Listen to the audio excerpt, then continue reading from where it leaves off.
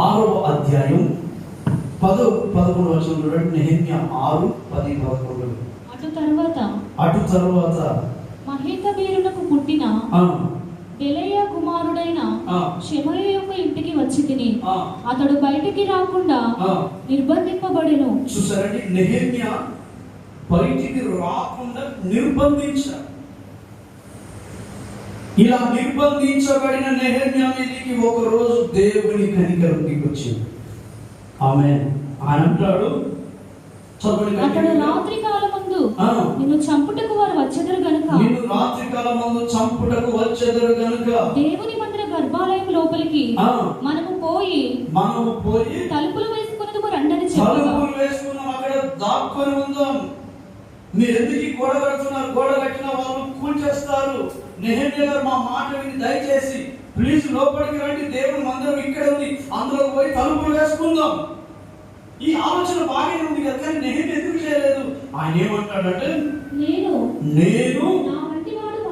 నా వంటి వాడు పారిపోవచ్చు. నా చప్పటి కొట్టండి గట్టిగా, కొట్టండి గట్టిగా.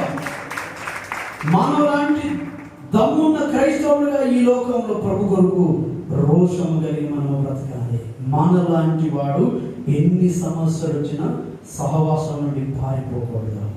నీ పరిస్థితులు అనుకూలంగా లేకపోయినా నువ్వు పారిపోకూడదు. నా వంటి వాడు పారిపోవచ్చునా?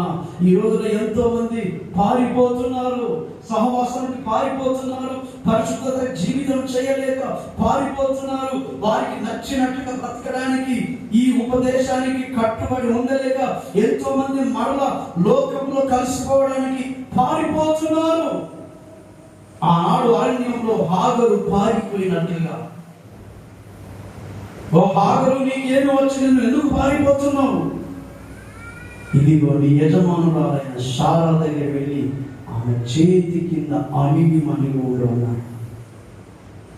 ఈరోజు నువ్వు పారిపోతున్నావు, సమస్యలు బట్టి పారిపోతున్నావు, కష్టాలు వస్తే పారిపోతున్నావు, ఇబ్బందులు కలిగితే పారిపోతున్నావు. ఎక్కడికి వెళ్ళాలి? ఏ మనుషులు కాళ్ళు పట్టుకోవాలి? నా బాధ ఎవరికి చెప్తే అర్థం చేసుకుంటారని ఈ రోజున ఎంతో మంది క్రైస్తవులు నిర్బంధంలో ఉండి పారిపోతున్నారు.